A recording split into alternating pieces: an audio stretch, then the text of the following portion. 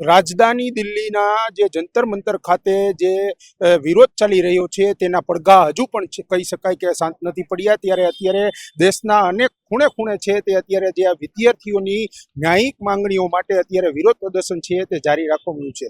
આ દ્રશ્યો રાજકોટ શહેરના બહુમાળી ચોક ખાતેના આપને બતાવવાનો પ્રયાસ અમારા પુલછાપ ડિજિટલના માધ્યમથી કરી રહ્યો છું કે જ્યાં અત્યારે આમ આદમી પાર્ટી દ્વારા વિદ્યાર્થીઓના સમર્થનમાં અત્યારે જે વિરોધ પ્રદર્શન છે તે કરવામાં આવી રહ્યું છે। સાથે સાથે આમ આદમી પાર્ટીના જે નેતાઓ તેમજ જે કાર્યકરો છે તે અત્યારે અલગ અલગ પ્લે કાર્ડ રહીને અત્યારે જે કહી શકાય કે ધરણા પર બેઠા છે।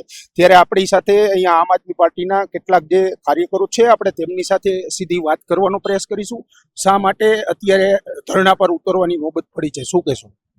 દિલ્હીના જંતર મંતર ખાતે જે ધરણા પ્રદર્શન થઈ રહ્યું છે એના અનુસંધાને એના સપોર્ટમાં આજે આમ આદમી પાર્ટી રાજકોટ મેદાને આવી છે અને વિદ્યાર્થીઓને અને યુવાનોને સપોર્ટ કરશે। આજે જંતર મંતર ખાતે જે યુવાનોને માર મારવામાં આવ્યો છે ભાજપના ગુંડાઓ દ્વારા, લાકડીઓ એમાં ખીલી ભરાવીને, એના બેન દીકરીઓના શરીર ઉપર છેડછાડ કરીને, અને આ ભાજપના ગુંડા છે, આરએસએસના ગુંડા છે। આજે પ્રધાનમંત્રીના મધરને કોઈ બે શબ્દો કહે તો ભાજપના ધારાસભ્યો, સાંસદ સભ્યો રોડ ઉપર ઉતરી આવે છે। અત્યારે ક્યાં છે? બધા મોઢામાં મગ ભર્યા છે। આજે વિદ્યાર્થીઓના, યુવાનોનો જીવનો સવાલ છે। આપણા ધારાસભ્ય, રાજકોટના ધારાસભ્યો ક્યાં છે અત્યારે? ઉદય કાનગડ હોય, દર્શિતાબેન હોય, રમેશભાઈ ટીલારા હોય, આપણા સાંસદ સભ્ય ક્યાં છે? કોઈ નહીં દેખાય। એ રોડ પર ઉતરી આવશે જો ભાજપને કાંઈ કહેશે તો। આ ભાજપ સરકાર માત્ર ને માત્ર મત લેવા આવે છે, લોકોને ધર્મનો ધતુરો પાઈ દીધો છે।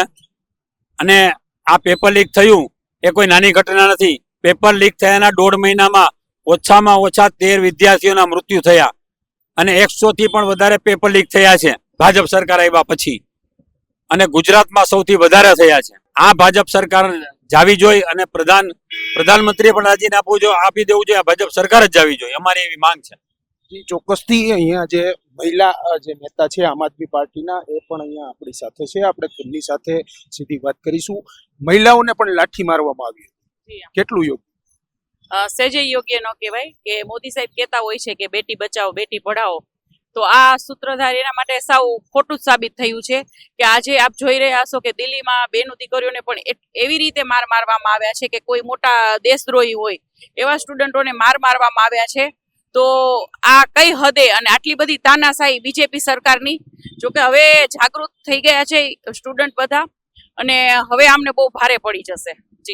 જી ચોક્કસથી અત્યારે જે અલગ અલગ જે પ્લે કાર્ડ છે તે લઈને અત્યારે આમ આદમી પાર્ટીના જે કાર્યકરો તેમજ જે નેતાઓ છે તે શહેરના બહુમાળી ચોક ખાતે અત્યારે વિરોધ પ્રદર્શન છે તે કરી રહ્યા છે।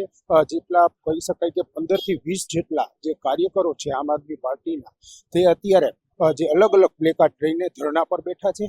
જે દિલ્હીના જંતર મંતર ખાતે જે વિરોધ પ્રદર્શન અત્યારે ચાલી રહ્યું છે તેના સમર્થનમાં અલગ અલગ જે માંગણીઓ લઈને જે તેની સાથે અત્યારે કહી શકાય કે મોટી સંખ્યામાં જે દેશના ખૂણે ખૂણે જે વિરોધ ચાલી રહ્યો છે તેના ભાગરૂપે અત્યારે આમ આદમી પાર્ટી દ્વારા પણ અત્યારે જે ધરણાનો કાર્યક્રમ છે તે યોજવામાં આવ્યો છે।